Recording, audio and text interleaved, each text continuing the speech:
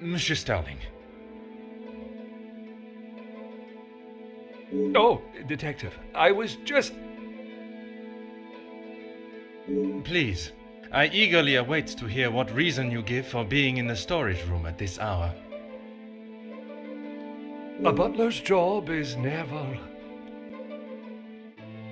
I am no fool, monsieur. You have spun enough stories this weekend. Honestly, Detective, you don't trust anyone. And with good reason. I've been thinking about my time with the family. I often think on fond memories, but it does not take me to a storage room in the middle of the night.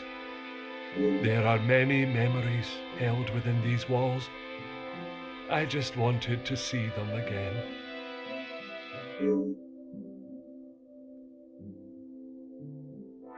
I didn't realize the noise I was making. Obviously. Were you preoccupied looking for another of the Major's medals? Of course not. I already explained. No, monsieur. You attempted to dupe me again into believing one of your stories. Please, Detective. I know you know how it ended up in my possession. I was just trying to get some extra money together to send home. I can't lose this job. If Lady Van den Bosch found out... Theft of a medal would be the very least of your problems.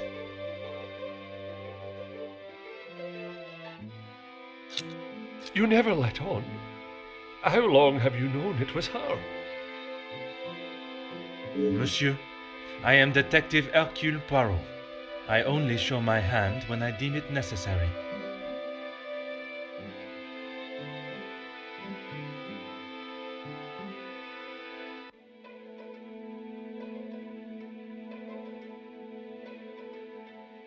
You will be taking her away then.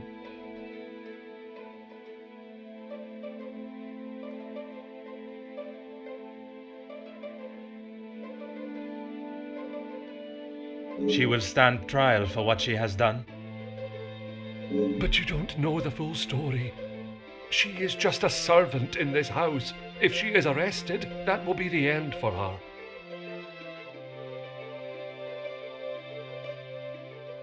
If Mademoiselle was only protecting herself, as you both have claimed, she will surely be found innocent. Deceive? I'm sorry that I lied to you about the medal.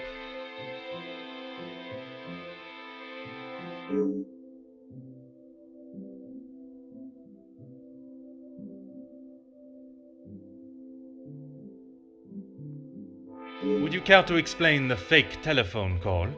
It was purely for my benefit, no? Why would I fake a telephone call? The same reason that Mademoiselle Rihanna dressed in the Major's jacket in the snow, to allow not only the guests but me to believe the Major was still alive. I didn't kill him, Detective. I know, monsieur, but I also know that you helped the one that did to cover their tracks. It wasn't like that. We were just trying to help. She had no part in it.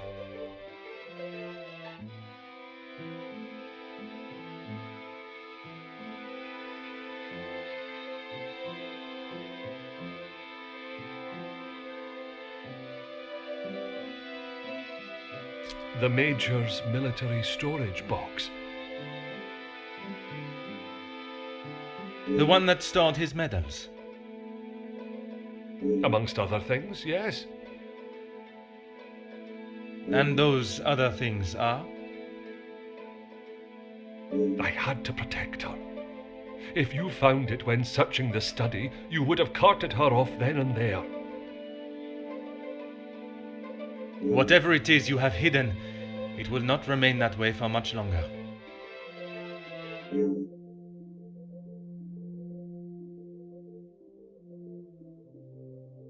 I need a moment.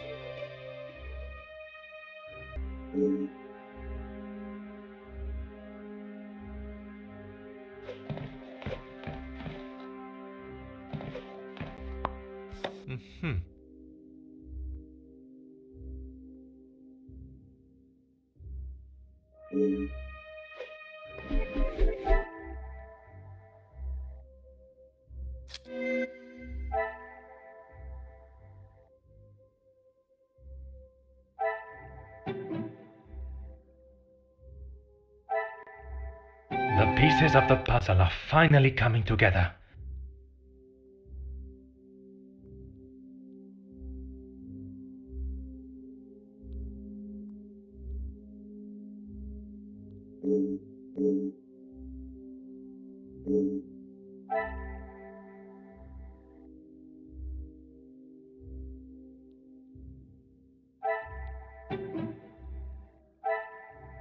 I should not be surprised by my own skills of deduction.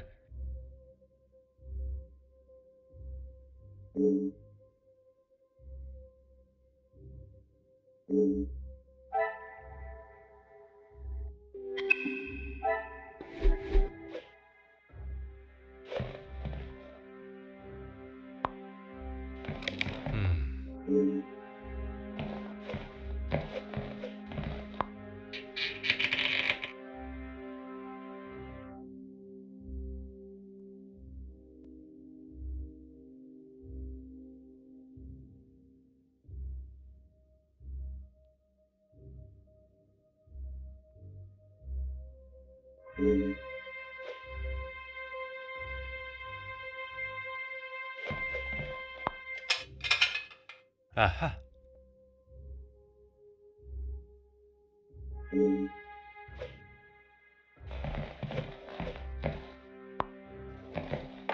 Oh.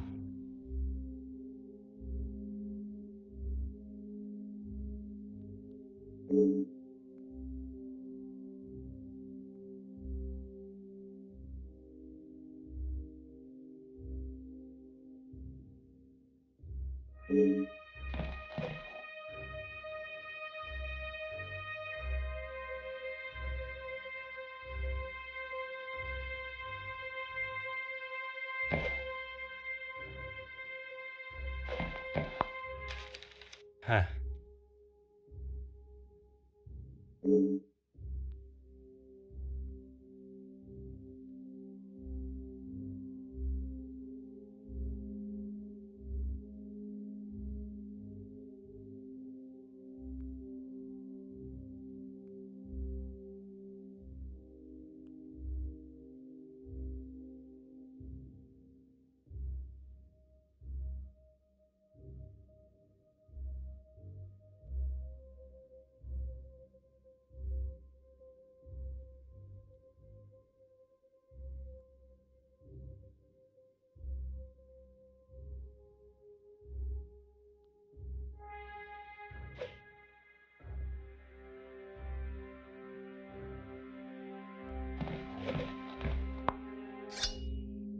Oh.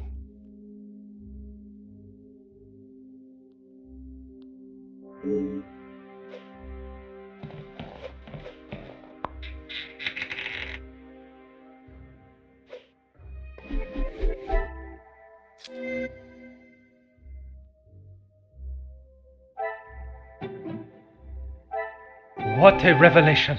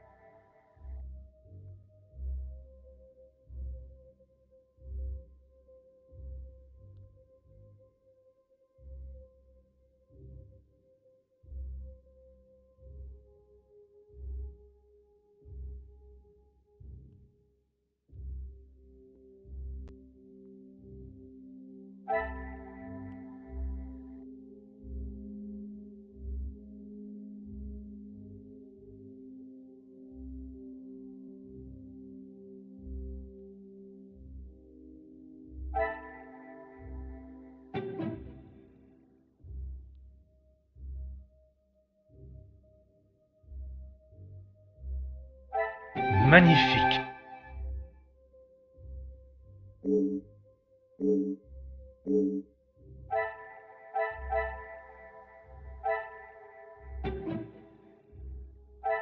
The pieces of the puzzle.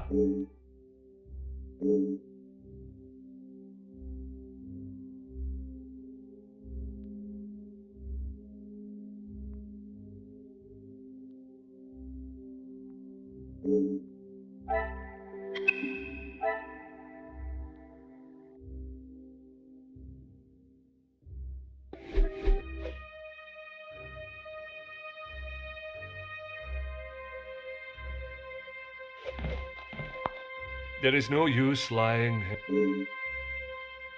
He always had his regiment lighter that he received in the war on his person. And yet, it was not his regiment emblem that was engraved. My father's. It must have fallen out of my pocket. You still have it, Detective. Monsieur, you have stashed evidence, manipulated a crime scene, obscured my investigation, and yet it is a lighter that you worry about most? If it is my path to end up behind bars for what I have done, so be it. It is Elizabeth that you cannot allow to be locked up without the truth being told.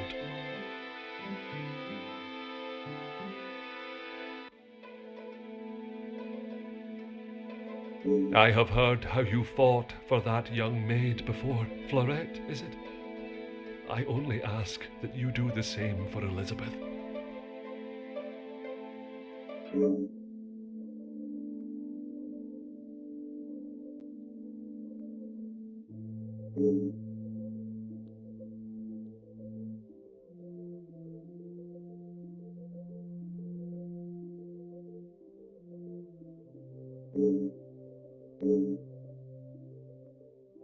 You found it.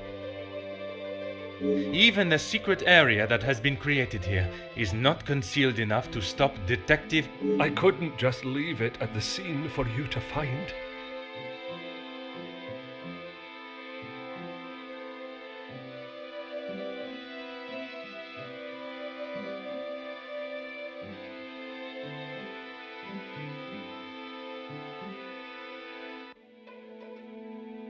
The Major was killed by his own knife.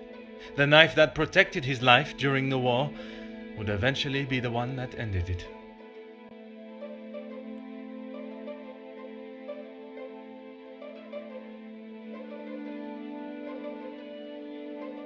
It was in his holster when he attacked her.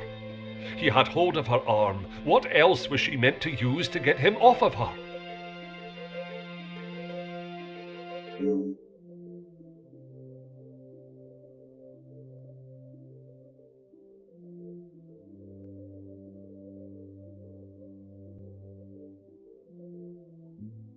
She didn't plan any of it, Detective. She was only defending herself.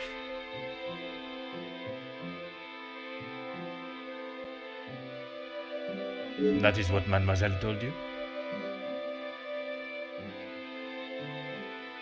She did, and I believe her. You think you knew the Major, but you had no idea. That may be true, but that does not excuse what she has done. Put yourself in her shoes for a minute. If a man like that had attacked me the way he did Lizzie, I would have done a lot worse to him.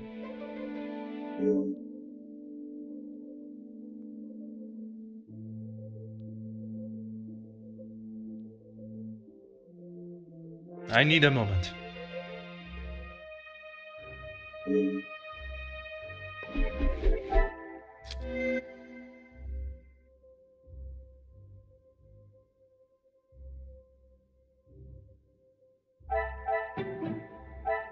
Another success. I never doubted myself.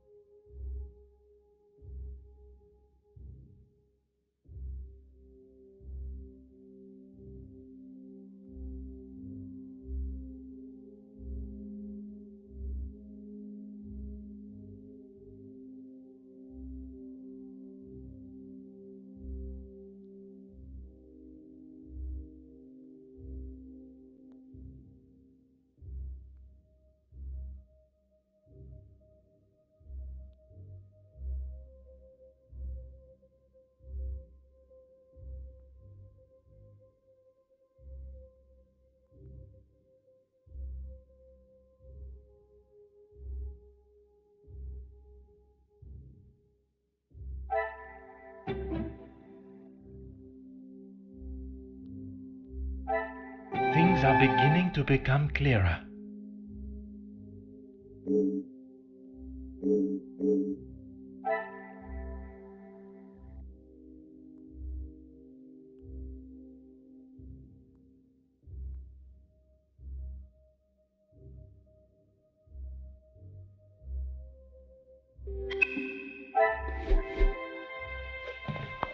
There is no use lying anymore.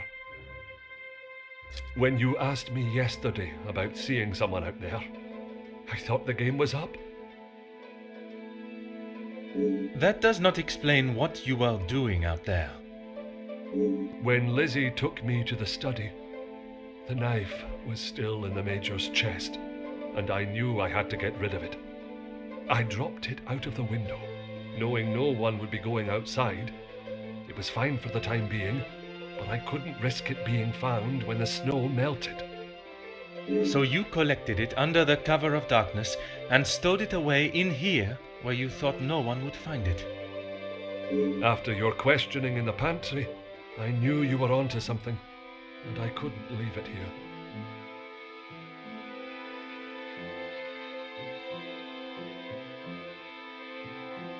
And where did you plan on moving it to? Honestly, I don't know.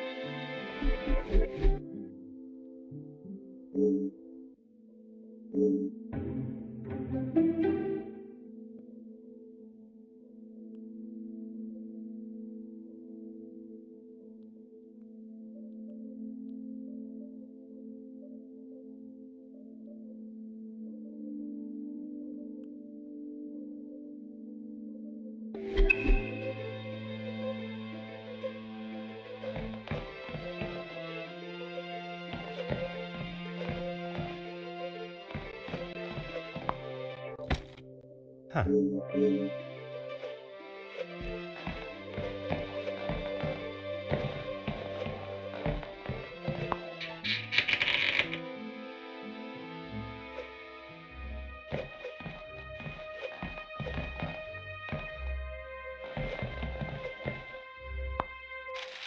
Huh.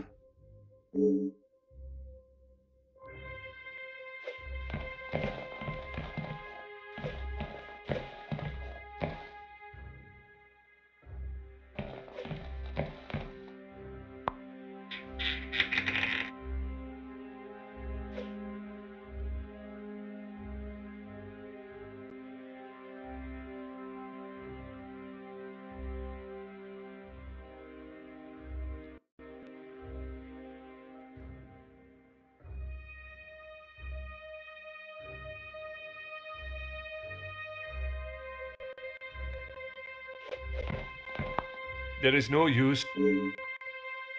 Why what? Why I would risk everything to help Lizzie? Exactement. Because she is family. If you were in that position, you would do the same.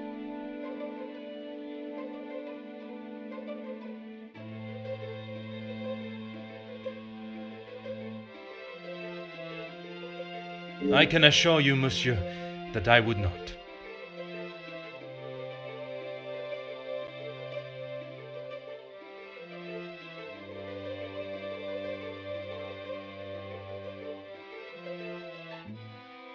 Then perhaps that says something about you, Detective. I would do anything for her, for any of my staff.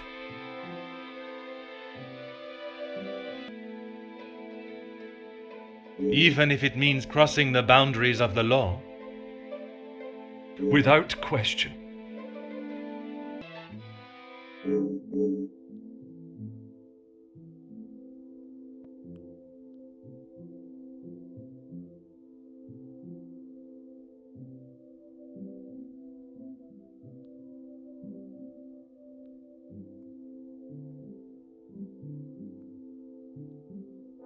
Aye, Detective, but please. If she is put behind bars, it is because that is what the courts have decided upon. Detective, you can't be so cruel. It is not cruelty, monsieur. It is the law.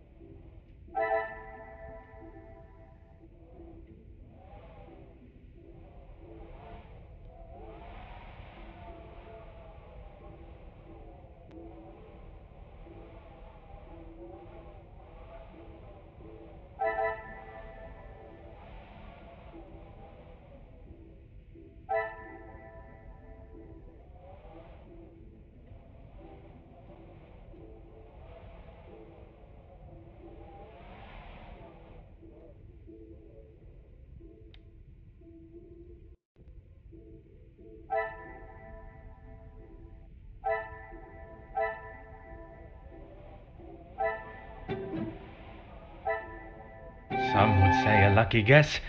I would say a moment of genius.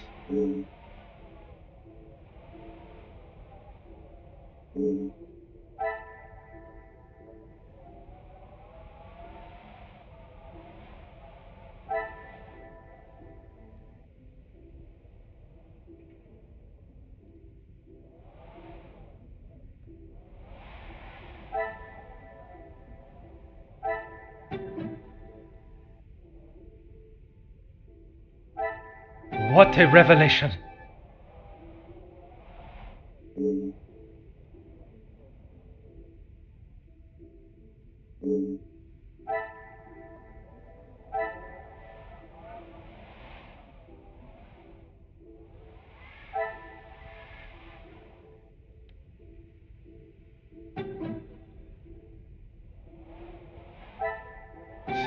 say a lucky guess. I would say a moment of genius.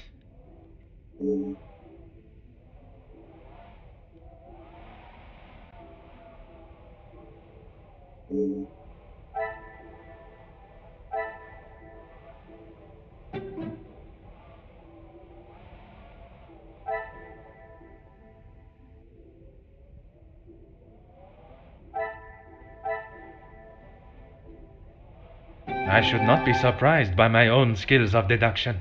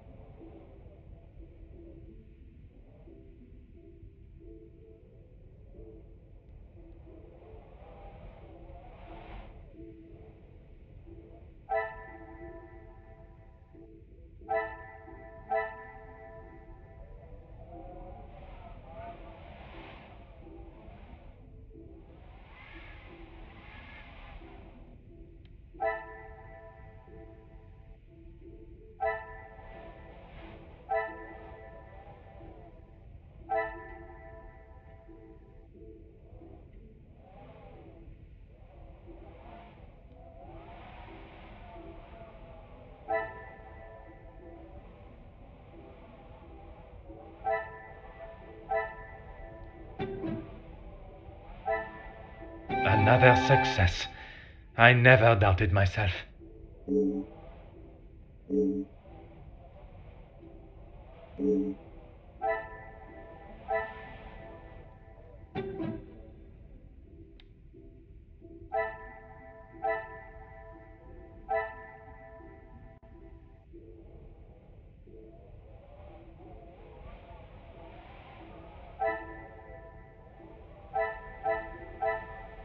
Magnifique.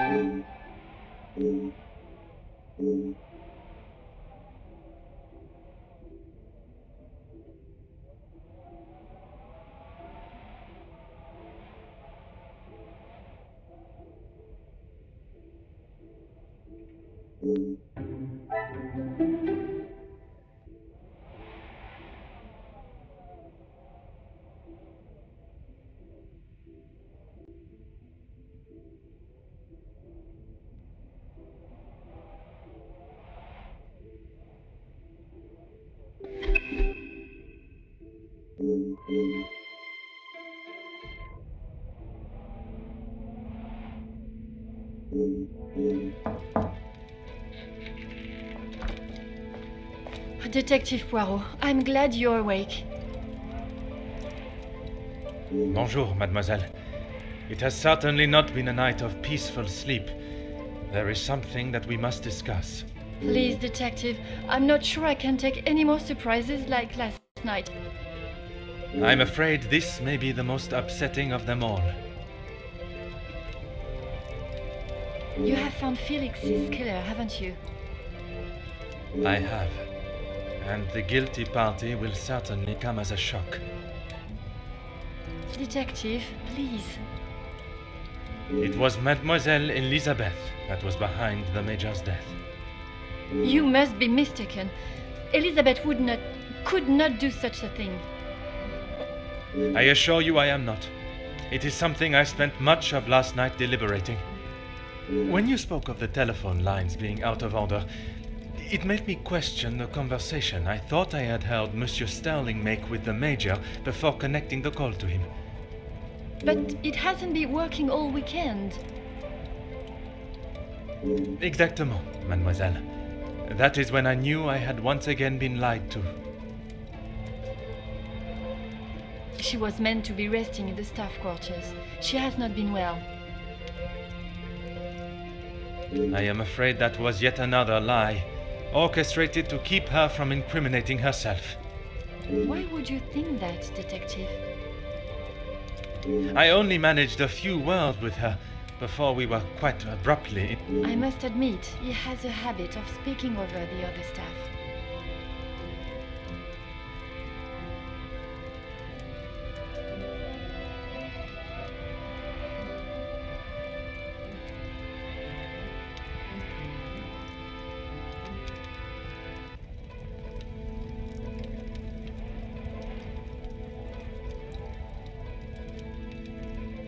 It was much more.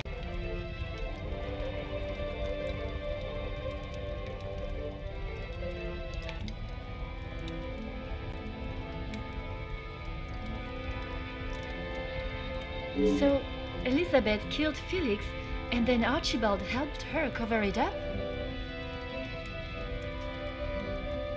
In its simplest form, oui.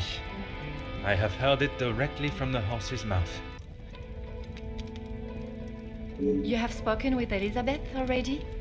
Did she admit to it? Not Elizabeth, but Monsieur Sterling. I wasn't. What were you doing in there, Detective? It was Monsieur Sterling that I found in there. I was taken by some surprise to hear anyone awake at that hour. What on earth was he doing? He claimed he was merely reminiscing of his time with the family. You don't believe him?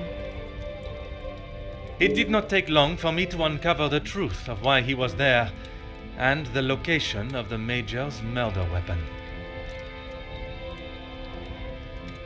Hidden area?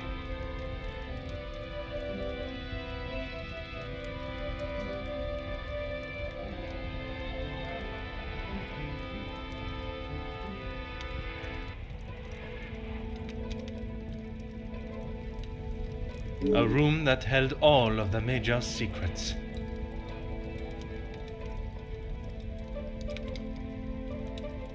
I had no idea. Did you discover the reason for his blackmail?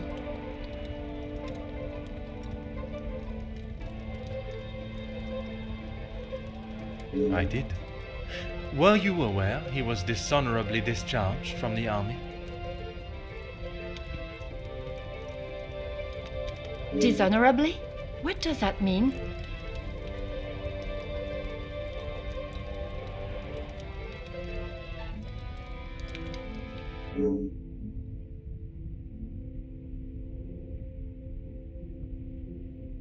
Yes, Gideon told me about the conversation you had.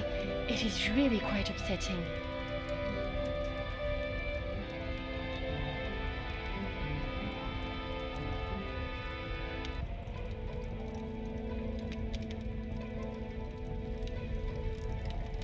Zachariah was adamant of the Major's cruelty during the war, but the extent was not known until now. He killed a number of prisoners, men that were friends of Zachariah. Surely not. He would not do such a thing. They must have been trying to escape. I am afraid not. They were in fact unarmed. Oh, Detective. It is the reason he was discharged, denied his military pension, and I believe the reason he fled England. He had been such an important part of my life for so long, but I feel like I hardly knew him.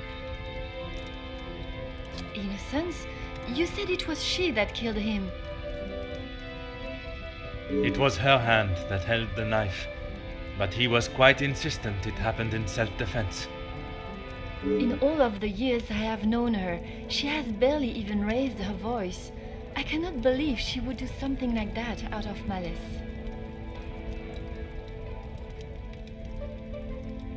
The whole truth cannot be known until Mademoiselle Elizabeth has told her story.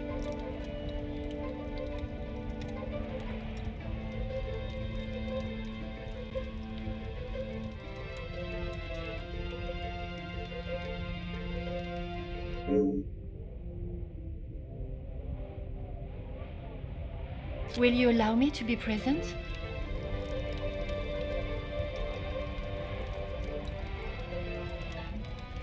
I think that is an excellent idea. I hope your presence will calm her and will perhaps allow her to speak more freely. Please, Detective, I know she has done a terrible thing, but I beg of you to give her the time to explain herself. I will offer Mademoiselle Elizabeth the fair trial that she deserves, as I would with any suspect.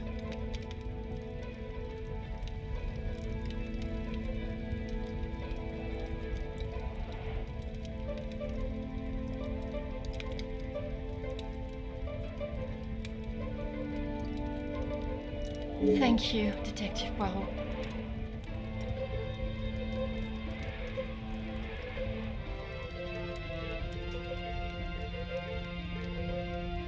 Would you bring Mademoiselle Elizabeth to the study, where we will not be disturbed?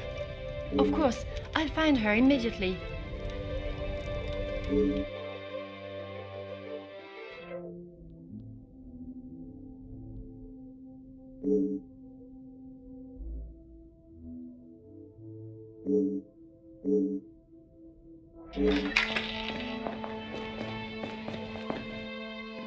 Mademoiselle Elizabeth, merci for joining us. Miss Angeline said you requested to see me urgently. We have some serious matters to discuss, and I would like to waste no further time. Oh, still not quite myself. I was surprised when Monsieur Sterling hurried you to assist Madame Vandenbosch last night.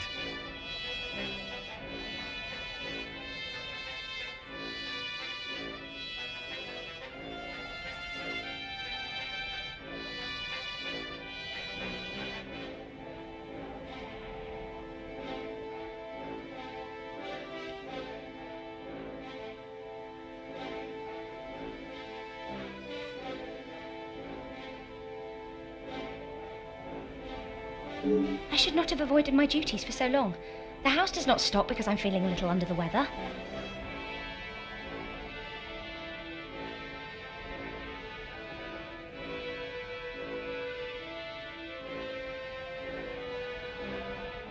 That is true, but you cannot be expected to complete all your tasks if you are not in the right frame of mind. Honestly, Detective, it was best for me to not sit and wallow anymore.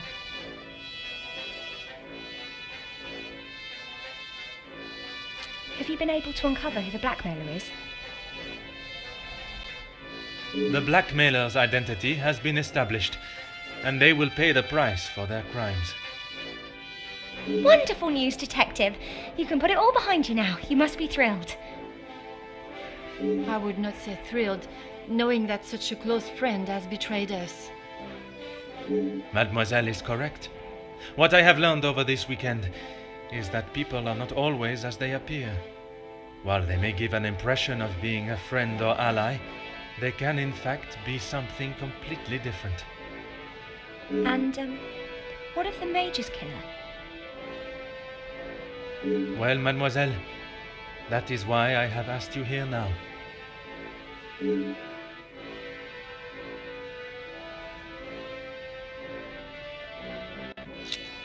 Yes, that is where he spent his last moments. Standing shoulder to shoulder with his fellow workers. The resulting riots were a terrible tragedy, one that I hope we will not have to see or experience again. Something that could have been avoided had the Major and his team done what was required of them. Nobody deserved to die that day. Not my Luke. I'm not quite sure what you want me to say, Detective. Your honest opinion is all I ask, and, s'il te plaît, do not hold back. No one else felt it necessary. We only spoke when there was something in the house to be done. We did not speak of interests or pastimes. You knew of his work with Monsieur de Silva? I only know what is required of me to know, and that is very little. But you were aware of his work as security at Monsieur de Silva's factory.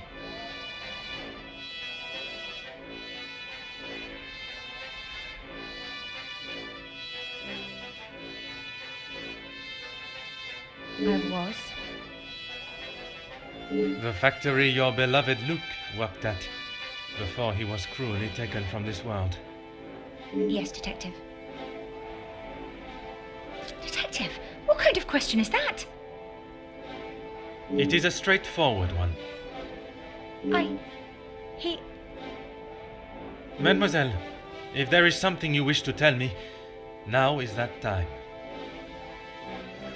I'm sorry, Detective, I just don't know how to answer it.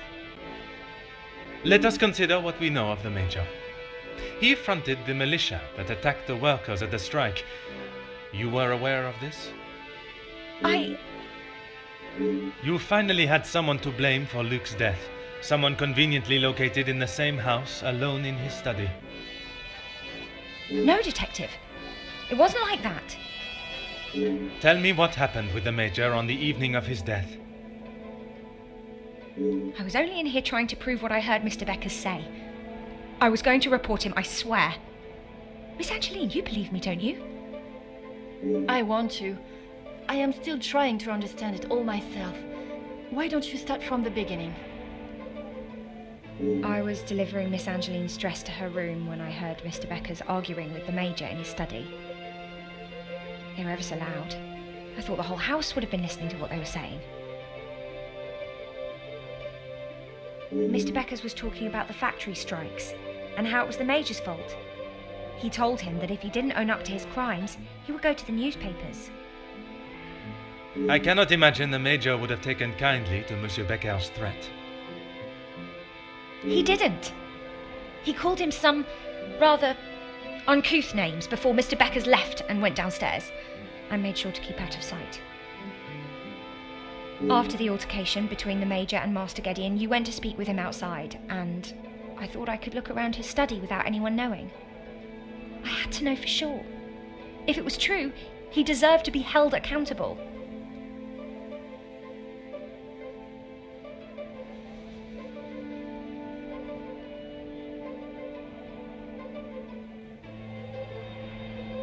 And did you find the proof you are looking for?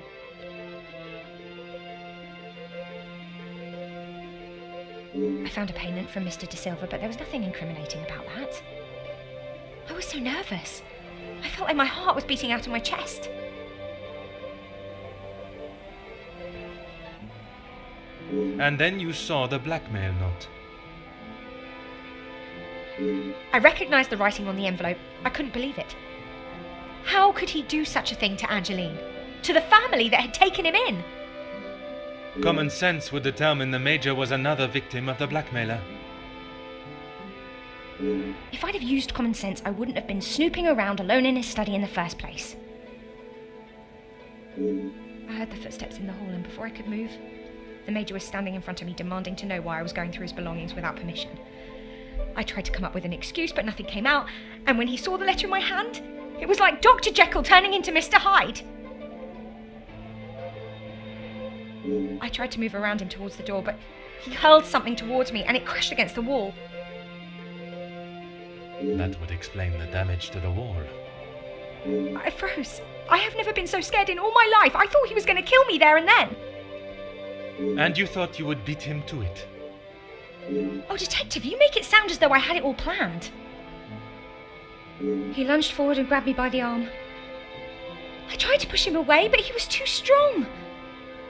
His grip just got tighter and tighter. If only you had seen the look in his eyes, I dared not even scream. I saw the sheath on his belt. I didn't know what else to do. I didn't want to hurt him, but he wouldn't let go of me. So you took your opportunity to put an end to it all. I just wanted to get him off me. I didn't want to hurt him. I reached for it and I jabbed it at him. His grip instantly loosened and I ran straight out the door and didn't look back. You did not even look to see what state you had left him in? She had just been attacked, Detective. Oui, please. Continue. I ran down to the pantry looking for Rahana. She took one look at me and knew something was wrong. I explained to her what had happened and she went to find Archie. She said he would know what to do. We went back to the study, and he was still lying there, motionless. Archie said that no one would believe me. That if someone like me killed someone like him, I would be sent straight to the gallows. He left the letter so you would find it. He said that if people knew what the Major was really like, then they wouldn't care what happened to him. So I am to believe that it was Monsieur Sterling and Mademoiselle Rihanna that cleaned the scene and orchestrated a plan that included a fake telephone call and dressing as the Major so that he may be seen. You had nothing to do with that. I swear I had no idea that is what they had done. Archie just told me to stay out of sight. I am no master criminal. Then Monsieur Sterling and Mademoiselle Rihanna will be charged for obstruction of justice and impeding my investigation. Please, detective, they were only trying to help me. If they wished to help you, they should have brought all of this to my attention immediately instead of committing more illegal acts. Surely you haven't forgotten what happened with Fleurette. She was only accused of stealing a bracelet. I killed a man. It is a day I have not forgotten, mademoiselle, even for a moment. Without your help, I don't stand a chance. Please, Detective Poirot, you are the only one that can help me. Oh, Elizabeth, why didn't you come to me?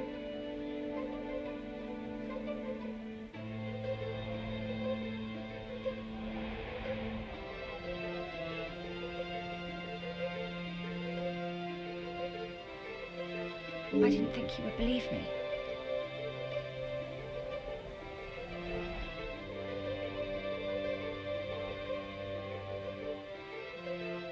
I felt so guilty. And when it was announced yesterday that he was a victim of the blackmailer, I wanted to tell you everything. I came to find you last night. I'm sorry.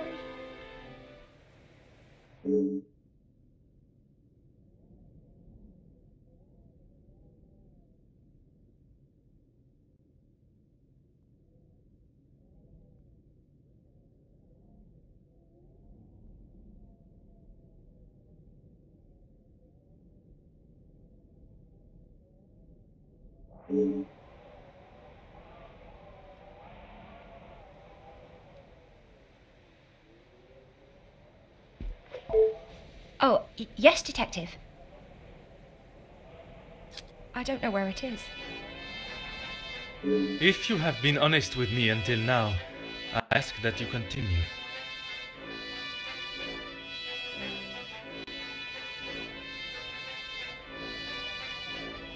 I'm sorry, I really don't know. Archie dropped it out of the study window and he said he would deal with it. I couldn't bear to touch the thing.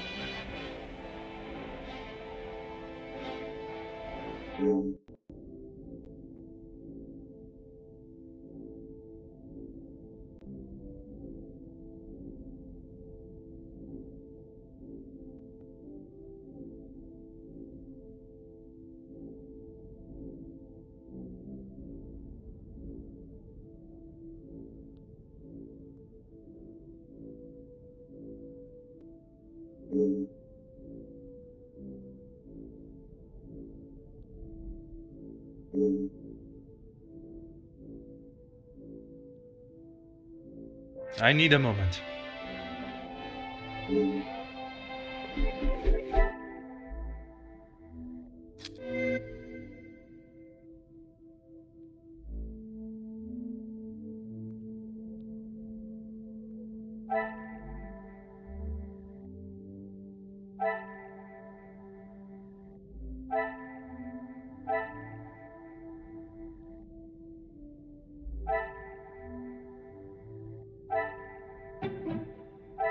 Things are beginning to become clearer.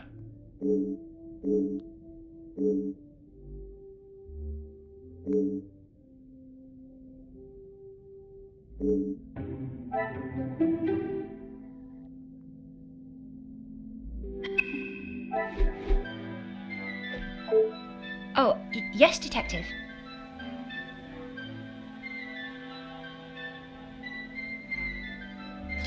Please, I was only protecting myself. I didn't want to hurt him. He just wouldn't let me go. Oui, mademoiselle. I know.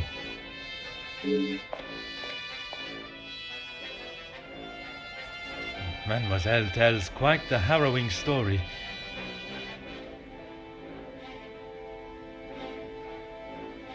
I cannot imagine the Major acting in such a way, but Elizabeth could not make up such a story. After learning what I have about the Major's character this weekend, I would not question the lengths he would go to in order to keep his secret hidden.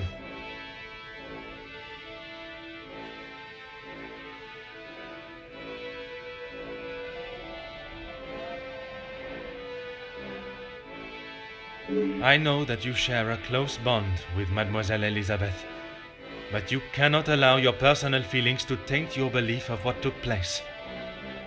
She has committed a terrible crime, but she will live with that for the rest of her life. She is not a cold-blooded killer. If what she says of the Major's attack is true, she acted in self-defense, and in the law's eyes, a crime has not been committed. I will do everything I can to make sure her story is heard and a fair trial is conducted.